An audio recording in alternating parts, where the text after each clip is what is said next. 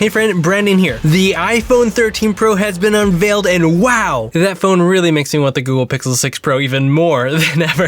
Okay, I really don't want you to think that I'm an Apple hater because that's definitely not true. And it's true that the iPhone 13 Pro has some really great things to offer. But I cannot deny that I feel more excited about the Google Pixel 6 Pro, and it seems like many of you in the tech community were a bit underwhelmed by the new iPhone as well. But why? Let's talk about what Apple unveiled, my thoughts, and why the Google Pixel 6 looks like the most exciting and anticipated smartphone of the year for both me and a lot of you. In fact, there have been so many exciting updates for the Google Pixel 6 that I can't make videos fast enough. So make sure to follow me on Instagram, Twitter, and TikTok if you want updates faster. I just posted a whole bunch of stuff yesterday. Also, this video is sponsored in part by NordVPN, which helps me make videos like this for you for free, but more on them later. In many ways, the iPhone 13 Pro is the same as the iPhone 12 Pro that came before it, but with some incremental improvements. To be fair, many of these improvements have been long requested, so I want to be very clear and say that this is a great upgrade if you've been holding onto a phone for a few years and you're ready for an upgrade. If you already have an iPhone 12 Pro, probably not. With that said, here's what's different. The phones have the same price points as last year, with the 13 Pro starting at $999 and the 13 Pro Max starting at $1,099. The notch is a little bit smaller than before, but just a touch taller. The screen sizes are the same, but are now equipped with a 120Hz ProMotion display that can ramp all the way down to 10Hz with a max brightness of 1000 nits. Both of these additions are great and make the actual monitors I use to film videos like this look terrible in comparison. But let's talk about the biggest difference. There are 3 new cameras. The main camera has better low light because of a bigger sensor. The ultrawide has a wider aperture or lower f-stop number, which means it can let in more light, and the telephoto lens can zoom up to 3x. Along with that is the ability to take macro photos. Most notable are the software features like photographic style or filters, but more specifically the cinematic mode. Cinematic mode is a feature where the camera automatically changes the subject of focus based upon what is happening in the frame. Kind of like this, and this is called rack focusing and can really aid in telling a story or making clear what the focus is in a shot. In some ways, this seems like something that could be fun, neat, and easy to create and be creative with, but also really frustrating if it doesn't work properly. It also didn't exactly look great in the examples they gave and had this kind of pumping effect or focused breathing that I thought looked really bad. Maybe they'll make it better in the future. But what is really interesting is how it's using some really interesting technology that allows you to adjust the focus after you're finished filming or in post. This is really cool and actually seems to be using technology similar to, if not the same technology, as a failed Lytro camera. That was a company that Steve Jobs was greatly interested in and potentially looking to implement into the iPhone even back in 2012. Or maybe all of this is software based. I guess we'll find out soon. But you know, the more that I think about this, the more I realize how crazy this technology is. With the Lytro camera, in order to achieve this capability, it required to be packaged in a log tube like this, and it had poor image quality. Now it's in your smartphone, and it looks like something that has been implemented in what seems to be not only practical and fun, but a really intuitive and native way in the software. That's actually really cool, and I can't wait to try it out. It's probably the most interesting feature and addition to the iPhone 13 Pro as a whole. So the Pro continually focuses on creators and videographers, while the normal iPhone 13 is being targeted towards, well, the average consumer. Interesting. And then there's the ability to shoot in ProRes video, but only in 4K if you have the 256 gigabytes of storage and up. It's 1080p otherwise. Now, if you're not familiar with ProRes, it's a video codec, and I have intentionally spent a ton of money on gear, so I'm able to shoot in ProRes for videos that you're watching right now. That's because it's so much easier to edit with in Final Cut Pro. Unfortunately, ProRes takes up a lot of storage. Thankfully, storage sizes now start at 120 gigabytes instead of 64 gigabytes and go all the way up to 1 terabytes, which will be nice if you're actually using it for video creation. Unfortunately, again, you can only transfer those big files over AirDrop, or you could use a Lightning port, which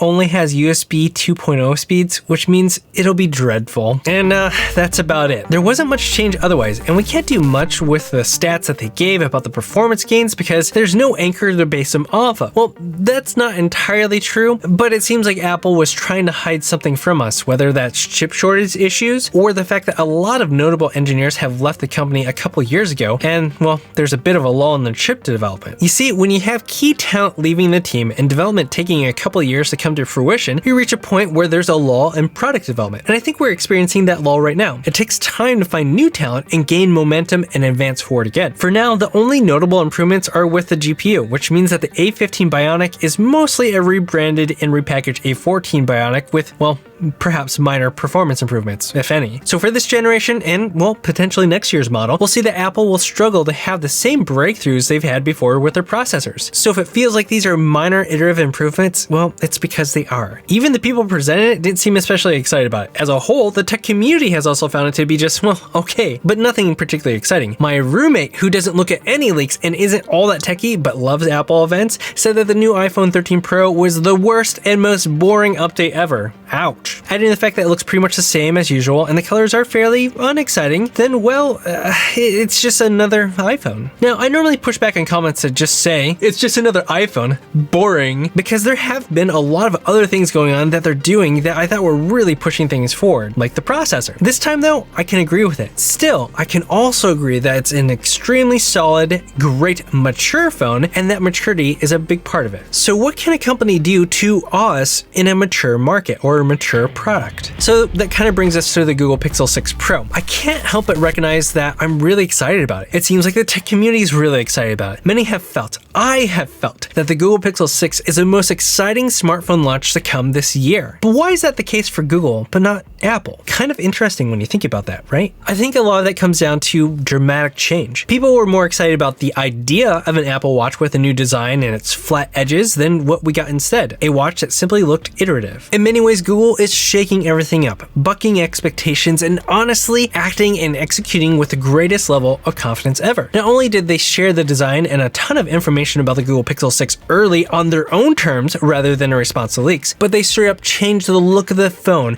and what the Google Pixel was and is about. I mean, Rick Oslo did say the product is really now the Google phone. For so long, they've been trying to figure out what they're really about, and now they're reaching a stage of growing maturity. I'll talk a little bit more about the history of the Google Pixel in some upcoming videos, so make sure to subscribe and hit the bell icon to be notified of when I post those videos. So with the Google Pixel 6 Pro, we have a completely new, redesigned version of Android with Android 12 and Material U, and a phone that is now trying to be more of a Samsung phone or an iPhone Max model with top-of-the-line specs, materials, fit, and finish, instead of a phone that used to try to be an iPhone in so many ways, including its use of lower tier specs and an emphasis on experience and subtlety over the best specs possible. In many ways, the Google Pixel looks like and acts like no other Google Pixel that has come before, but manages to not forget where it came from. That maturity, or knowing more of what it is about, allows it to act with more confidence than ever. That's kind of exciting, and we haven't even talked about what it can do. Speaking of, you have beefed up cameras with what is surely a breakthrough in video technology with their HDR net processing, a deep integration of artificial intelligence and machine learning processes and tools because of the Tensor chip, and probably some features we've yet to hear about, all in a package that's a higher quality than ever before and specs that seem to be competitive with the rest of the competition. Adding the fact that they're creating their own custom chips in partnership with Samsung, you get something very exciting and bold. Now, you remember what I talked about earlier with Apple? Despite them experiencing what seems to be a possible lull, or at least a jump this generation that isn't as dramatic as in the past, we cannot deny the benefit,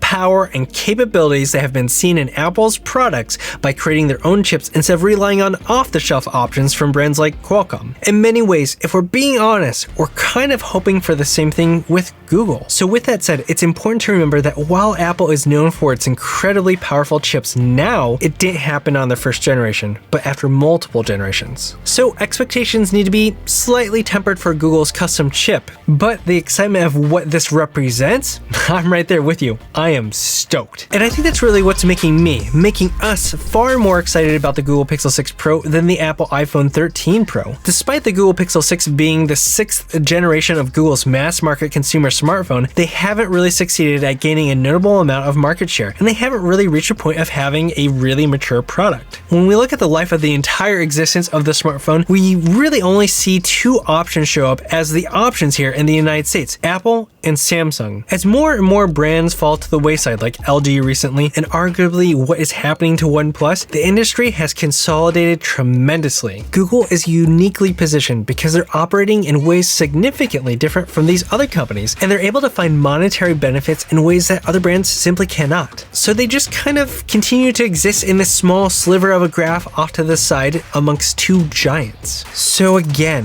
why are we so excited about the Google Pixel 6? Everyone loves an underdog story. This might be Google's chance to begin its journey to become something more than a small sliver. This is the inflection point, the point when things change. This is when the Google Pixel is finally sure and confident about what it is, the moment when it starts its own journey of becoming mature. This is the point where the status quo, the two same giants, are no longer the only real options to choose from, but are challenged. And that's freaking exciting. You know what's also exciting? When you can easily use a VPN to watch region block content, trade more crypto, and get around pesky ISP issues with this video sponsor, NordVPN. No joke, I've been mining Helium crypto lately, and for some reason it's getting flagged by my ISP for spam, even though it's not. So unfortunately that means my IP gets flagged, and I end up having to do CAPTCHAs on everything. And not only is that stressful because I don't always know what's considered a truck, but it's annoying. On top of that, some websites like my health insurance website simply won't let me go onto them anymore because of this issue. Thankfully, I've been able to get around a ton of these issues simply by using NordVPN, which allows me to use the internet with a different IP address. I've never felt as much of a burden and a need for a VPN as much as I have lately. On top of that, changing your IP address allows you to appear as if you're located in another country, making it super easy to watch shows on Netflix or other streaming services that aren't available in your country, or even trade crypto that may not be available on exchanges in your country. Everyone needs a VPN, and NordVPN is super easy to use. So if you use the link in the description, you can get 73% off a 2-year plan, plus an additional 4 months free. So support the channel by checking out and signing up, as it helps provide funding for videos like this for you, and thanks to NordVPN for supporting the channel so I can start hiring help and trying to pay them a respectful wage. So let me know what you think about the new Apple iPhone 13 Pro, the Google Pixel 6 and Pixel 6 Pro, what makes you excited, what you're looking forward to, what you're worried about, and more by leaving a comment below and joining the discussion in the This Is Tech Today community Discord chat server. There's a link in the description. Thanks for watching This Is Tech Today. Until next time.